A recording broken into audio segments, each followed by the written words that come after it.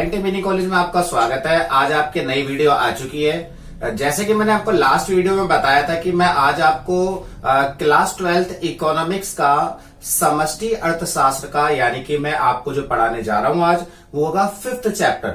और 5th chapter में मैं आज आपको एक टॉपिक पढ़ाऊंगा जिसका नाम है वस्तु विनिमय प्रणाली। तो आज हम इसी टॉपिक को हम क्लियर करेंगे कि वस्तु विनिमय प्रणाली क्या है। अब वस्तु विनिमय प्रणाली क्या होती है, जैसे कि आपको मैंने पिछली वीडियो में बताया था, पर मैं आज आपको ये दोबारा से क्लियर करूंगा। वस्तु विनिमय प्रणाली जिसका जो आंसर है वो उसी के अंदर ही छुपा हुआ है, क्वेश्चन के अंदर ही। वस्तु सबको पता है किसी कहते हैं, विनिमय मीन्स होता है लेन देन, और प्रणाली मतलब मेथड। एक ऐसा मेथड, एक ऐसा सिस्टम, एक ऐसी प्रणाली जिसके अंदर वस्तु के बदले वस्तु का ही विनिमय किया जाता है। जैसा कि हम सभी जने जानते हैं कि पुराने समय से मुद्रा का चलन नहीं था, तो जब मुद्रा नहीं हुआ करती थी तो उस समय वस्तु विनिमय प्रणाली चलती थी जिसके अंतर्गत वस्तु के बदले वस्तु का ही लेन देन किया जाता था। जैसे कि गेहूं के बदले चावल का लेन देन, इसी प्रकार से सभी व्यक्ति उस दौरान वस्तु के बदले वस्तु का लेन देन करते थे। आज हमारे समय में आज मौद्रिक प्रणाली है, यानी कि आज मुद्रा के द्वारा हम वस्तुओं को खरीदते हैं। तो वस्तु विनिमय प्रणाली में जिस समय वस्तु के बदले वस्तु का ही विनिमय किया जाता था तो उस समय बहुत सारी कठिनाइयां, असुविधाएं उत्पन्न होती थी। तो मैं अब आपको वो चीजें एक एक करके क्लियर करवाता हूं। तो मेरा अगला जो टॉपिक है वो ये है कि वस्तु विनिमय प्रणाली के अंतर्गत कि क्या क्या कठिनाइयां हुआ करती थी। ये हमारे 4 टॉपिक हैं। जो 4 टॉपिक हैं आपको स्क्रीन पे दिख जाएंगे। ये 4 टॉपिक है। पहला जो आता है वो इसके अंदर आता है, इसका 4 हेडिंग है। आवश्यकताओं के दोहरे सहयोग का अभाव। अभी मैं सारी चीजें आपको क्लियर करवाऊंगा, आपको बिल्कुल टेंशन लेने की जरूरत नहीं है। दूसरा जो इसके अंतर्गत आता है स्थगित भुगतानों का अभाव। तीसरा जो आता है इसके अंदर वस्तु के संचय का अभाव। और चौथा जो आता है इसके अंदर वो आता है वस्तु की इकाई का अभाव। तो चलो हम एक एक करके इन कंसेप्ट को अब क्लियर करते हैं। हम स्टार्ट करते हैं। जो मैं आपको पहला पॉइंट बताता हूं, आवश्यकताओं के दोहरे सहयोग का अभाव। आवश्यकताओं के दोहरे सहयोग का अभाव। अभाव का मतलब होता है कमी। और मैं इसमें जितनी भी हेडिंग आपको पढ़ाऊंगा, 4 हेडिंग, उन सब के हेडिंग के लास्ट में आपको अभाव वर्ड नजर आएगा। अभाव मीन्स होता है कमी। तो मैं पहला दोबारा से क्लियर करता हूं, आवश्यकताओं के दोहरे सहयोग का अभाव। आवश्यकताएं क्या होती हैं? आवश्यकताएं ने हमारी जरूरतें। दोहरा सहयोग मतलब जैसे 2 पक्ष हैं ए और बी। 2 पक्ष हैं ए और बी। ए के पास चावल है, बी के पास गेहूं है। तो पुराने समय में क्या होता था कि ए व्यक्ति बी से पूछता था कि आपके पास क्या वस्तु है। ऐसे बी व्यक्ति ए से पूछता था कि आपके पास क्या वस्तु है। जब उन दोनों व्यक्तियों को, ए और बी को, जब उन दोनों व्यक्तियों को एक दूसरे की वस्तुओं की जरूरतें होती थी तो उसी समय लेन देन किया जा सकता था। उस समय पॉसिबिलिटी थी। परंतु आज हम जाते हैं, आज हम दुकान पे जाते हैं, दुकानदार से हम कहते हैं कि हमें एक बिस्कुट का पैकेट दे दीजिए। तो उससे ये नहीं कहते क्या अंकल जी आपको 5 रुपए की जरूरत है तो हमें बिस्कुट का पैकेट दे दीजिए। नहीं, आज मुद्रा है और मुद्रा ने इन समस्याओं को जड़ से खत्म कर दिया है। फिलहाल हम जो पढ़ रहे हैं हमारा टॉपिक है आवश्यकताओं का दोहरा सहयोग। तो पुराने समय में जब वस्तु विनिमय प्रणाली चलती थी तो ये एक प्रॉब्लम थी। मैं जितनी चीजें बता रहा हूं ये पुराने समय की बातें, आज नहीं है। ये आज तो मुद्रा है, पुराने समय की बातें हैं। आवश्यकताओं के दोहरे सहयोग का अभाव। तो दोबारा से मैं आपको क्लियर करवाता हूं एक बार फिर से कि एक व्यक्ति को दूसरे व्यक्ति की आवश्यकता को पूरा करना पड़ता था और दूसरे व्यक्ति को पहले व्यक्ति की आवश्यकता को पूरा करना पड़ता था। जब उन दोनों की एक दूसरे से आवश्यकताएं पूर्ण रूप से मैच हो जाती थी, पूरी हो जाती थी, कंप्लीट हो जाती थी, तो उसी समय लेन देन किया जा सकता था पुराने समय में। अब इसके बाद आता है दूसरा टॉपिक। दूसरा आता है वस्तु के संचय। वस्तु के संचय का अभाव। अभाव फिर से आया। अभाव मीन्स होता है कमी। वस्तु के संचय का अभाव। संचय मीन्स होता है इकट्ठा करना। क्या करना? इकट्ठा करना। जैसे कि मैंने आपको बताया, दोबारा बताता हूं कि हमारा क्वेश्चन है वस्तु विनिमय प्रणाली। तो भाई पुराने समय में क्या था, आज का समय बता दो पहले मैं आपको। आज के समय में क्या है कि अगर हम घर पे पैसे इकट्ठे करके रखते हैं तो ना तो वो सड़ेंगे ना वो गलेंगे। परंतु जब पुराने समय में मुद्रा थी ही नहीं तो लोग वस्तुओं का संचय करते थे।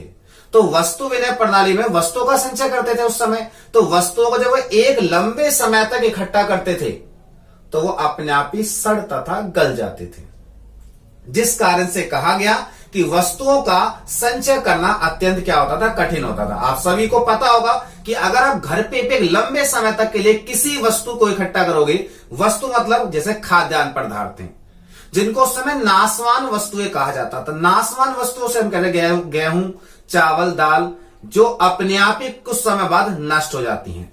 जैसे कि ये नाशवान वस्तु नहीं है, मैं इसकी बात नहीं कर रहा हूं, मैं खाद्यान्न पदार्थों की बात कर रहा हूं। तो वस्तु विनिमय प्रणाली में उस दौरान वस्तु का संचय करना अत्यंत जटिल होता था, अत्यंत इम्पॉसिबल होता था, जिस कारण से लेन देन करना क्या था, कठिन था। आज तो मुद्रा है। आज हम घर पे क्या करते हैं, अगर हम घर पे वस्तु को भी इकट्ठा करते हैं तो कुछ समय के लिए, कुछ 1 महीने का राशन कर लेंगे, 2 महीने का राशन कर लेंगे बस। क्योंकि हमें पता है कि अगर हमने साल, 2 साल, 5 साल के लिए अगर दाल रख ली तो कुछ समय क्या हो जाएगी, वो खराब हो जाएगी। इसलिए आज के समय इंसान मुद्रा को इकट्ठा करता है। पर हम बात कर रहे हैं वस्तु विनिमय प्रणाली की। वहीं पर ही आ जाते हैं हम, दोबारा अपने टॉपिक से नहीं भटकते हैं। तीसरा हमारा जो टॉपिक आता है, थर्ड टॉपिक जो होता है, वो आता है हमारा स्थगित भुगतानों का अभाव। फिर से अभाव वर्ड आ गया। अभाव मीन्स क्या, बिल्कुल सही, कमी। स्थगित भुगतानों का अभाव। अब स्थगित भुगतान क्या होते हैं? स्थगित भुगतान यानी वह भुगतान होते हैं जिनका भुगतान हम तुरंत ना करके भविष्य के लिए टाल देते हैं। ये क्या बात थी? जैसे उदाहरण सुनिए, आप किसी दुकान पर जाते हैं और आप किसी दुकान पर जाते हैं, दुकानदार से कहते हैं आप कि भाई मुझे आप एक बिस्कुट का पैकेट दे दीजिए। आपने जेब में हाथ डाला, आपने देखा पैसे तो है नहीं, पैसे तो घर भूल गए। तो उस दौरान क्या हुआ, आपने, दुकानदार ने आपको वस्तु दे दी और आपने उससे कहा कि, यानी आपने कहा कि अंकल जी मैं आपको कल आके पैसे दे दूंगा। तो आपने उस समय तुरंत के तुरंत उसकी पेमेंट नहीं करी, तुरंत के तुरंत भुगतान नहीं करा। आपने उस भुगतान को भविष्य के लिए टाल दिया। इसे ही हम कहते हैं स्थगित भुगतान। और उस समय स्थगित भुगतान का अभाव था, यानी कि कमी थी, यानी इम्पॉसिबल था, होता नहीं था। क्यों नहीं होता था? क्योंकि ए व्यक्ति और बी व्यक्ति, 2 व्यक्ति हैं। चलो ऐसा कर लेते हैं, एक मैं और एक आप। तो मेरे पास गेहूं है, आपके पास चावल है। मेरे पास क्या है, गेहूं, और आपके पास क्या है, चावल है। आप मेरे पास में आते हैं, ठीक है ना, मैं दोबारा से रिपीट करता हूं, मेरे पास गेहूं और आपके पास क्या है, चावल। आप मेरे पास में आते हैं और आप मुझसे पूछते कि सर आपके पास क्या है? तो मैंने कहा जी मेरे पास तो गेहूं है। फिर मैंने आपसे पूछा कि आपके पास क्या? आपने कहा जी हमारे पास चावल है। तो आपने मुझसे कहा कि आप सर ऐसा कीजिए, मुझे गेहूं दे दीजिए। मैंने कहा ठीक है जी, आप गेहूं ले लीजिए और आप मुझे चावल दे दीजिए। आपने कहा कि सर मेरी चावल की फसल अभी पककर तैयार नहीं हुई है, मैं आपको 2 या 3 महीने बाद चावल दे दूंगा या दे दूंगी। तो भाई ऐसे तो आप मेरी वस्तु खा जाएंगे, अब पता नहीं भविष्य में आप मुझे देंगे भी नहीं देंगे। तो ऐसी कंडीशन के अंदर उस समय उधार लेन देन से लोग डरते थे, उधार लेन देन नहीं किया जाता था। आज क्या है? आज है मुद्रा। आप सभी को पता है, आज तो बैंक उधार दे रहे हैं, पड़ोसी को उधार दे रहा है। आज तो मुद्रा को आसानी से हम उधार दे सकते हैं। आपने क्यों दे सकते हैं? क्योंकि मुद्रा क्या है, आपने किसी को 100 रुपए दिए तो कल आप उसे 100 रुपए लौटाएंगे, तो 100 रुपए के नोट की वैल्यू कल भी कितनी रहने वाली है? 100 रहने वाली है। परंतु पुराने समय में मुद्रा तो जड़ से थी नहीं, बिल्कुल नहीं थी। वस्तु विनिमय प्रणाली चलती थी, तो उस समय किसी भी वस्तु का यानी उधार लेन देन करना अत्यंत मुश्किल होता था, जटिल होता था। अब आते हम 4th टॉपिक की ओर। चौथा टॉपिक इन सबसे भी आसान है। वो क्या है? मूल्य की इकाई का अभाव। इकाई का अभाव, मूल्य की इकाई का अभाव। मूल्य मीन्स वस्तु को कह सकते हैं हम। इकाई का अभाव, इकाई मतलब कोई भी एक यूनिट। पहले क्या था, किसी भी वस्तु की यूनिट को मापा ही नहीं जा सकता था। कठिन क्या बोलूं मैं आपको, मापा ही नहीं जा सकता था। आज क्या है? आज मुद्रा है। सबको पता है कपड़ा मीटर में है, दूध लीटर में है, चीनी किलोग्राम में है, क्योंकि आज तो मुद्रा है। मुद्रा ने हर चीज की कीमत डिसाइड कर दी है। इसकी भी एक कीमत है, इसकी भी एक कीमत है, ठीक है। हर चीज की एक प्राइस है, ठीक है, हर चीज का एक प्राइस है। आपके हाथ में पेन है, उसकी कीमत है, कॉपी की कीमत है। आज संसार में जो भी चीज देख रहे हैं सबकी कीमत है, परंतु पहले तो मुद्रा ही नहीं थी, तो किसी भी वस्तु की इकाई का मापन करना मुश्किल था। तो पहले लोग लेन देन कैसे करते थे? पहले क्या करते थे, एक कटोरी गेहूं दिए और एक कटोरी चावल ले लिए, बस ऐसे लेन देन होता था। परंतु चलो इसको तो हम नाप के ऐसे अंदाजे से कर लिया, पर वहां लेन देन कैसे होगा जहां पर आपने क्या करा, किसी को गाय दी और उससे आपको अनाज लेने हैं, आपने किसी को बकरी दी और उससे आपको अनाज लेना है, वहां कैसे मापोगे?